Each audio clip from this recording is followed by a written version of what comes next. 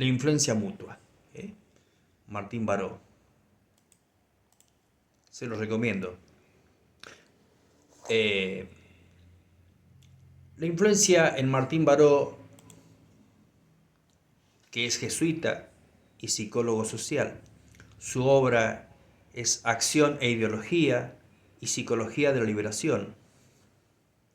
Muy recomendable para profundizar estas cuestiones. Usa categorías de la teología de la liberación para analizar el trauma de la guerra civil salvadoreña.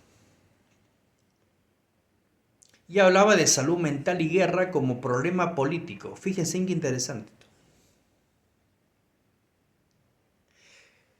El suicidio, para dar un ejemplo, es tomado como un trauma mental, como una enfermedad mental.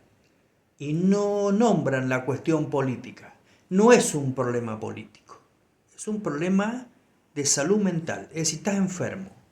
Si vos te suicidas es porque sos un enfermo. Eso te dicen en realidad.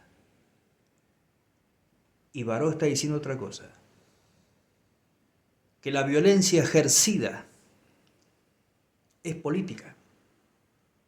Pero porque sabe lo que está diciendo. Pero ¿por qué sabe lo que está diciendo? Porque está pensando en Aristóteles. Cuando Aristóteles plantea la política como la administración de la polis, entonces yo saco conclusiones. ¿Cómo nos están administrando? Porque te administran, ¿eh? Porque el per cápita tiene que ver con una administración. Entonces administran la felicidad, administran la esperanza, administran la alegría, administran las emociones. No solo administran las cuestiones materiales. Hasta yo podría decir, hay un ingreso bruto interno por cada país y hay un ingreso interno espiritual que cada vez está más flaco. No es que porque un país sea sumamente desarrollado, sea desarrollado espiritualmente al mismo nivel. Por eso también eso es motivo de pensar y de reflexionar y poner en juicio. Queremos países desarrollados, perfecto. Pero también queremos personas liberadas interiormente. Freire influye a ambos, desde la pedagogía del oprimido, que si no han leído ese libro, tienen que leerlo. La pedagogía del oprimido, y que se usa mucho en las comunidades eclesiales de base prácticamente como un manual, y en proyectos de psicología comunitaria. Freire nos enseña muchísimo el tema de la pedagogía del oprimido, rompiendo esas cadenas del oprimido frente al que oprime, frente al que está ahí imponiendo.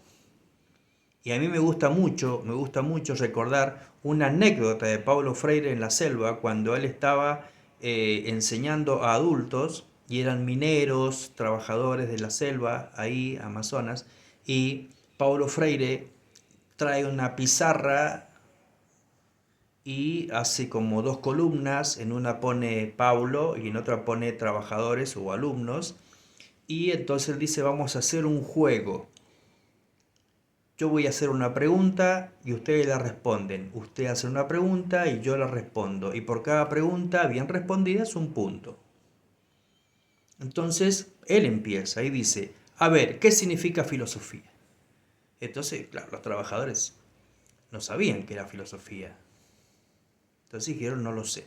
Bueno, entonces él puso un punto para mí, 0 para los trabajadores. Ahora preguntan ustedes. Entonces un minero preguntó, o albañil creo que era, preguntó, ¿qué es una plomada? Ustedes saben lo que es una plomada. La plomada es esa piola o ese hilo con algo de metal que hace que, manteniéndolo quieto, hace que cuando uno construye una pared, la pared esté derecha, según el hilo ese. Freire no sabía lo que era una plomada. Entonces él dijo, no lo sé. Entonces, 1 punto para los trabajadores, 0 para el profesor. Así hizo 10 preguntas. Y salieron, por supuesto, 10 a 10. Y ahí es donde él les dice que por qué se sienten oprimidos frente a aquel que no sabe lo que ustedes saben.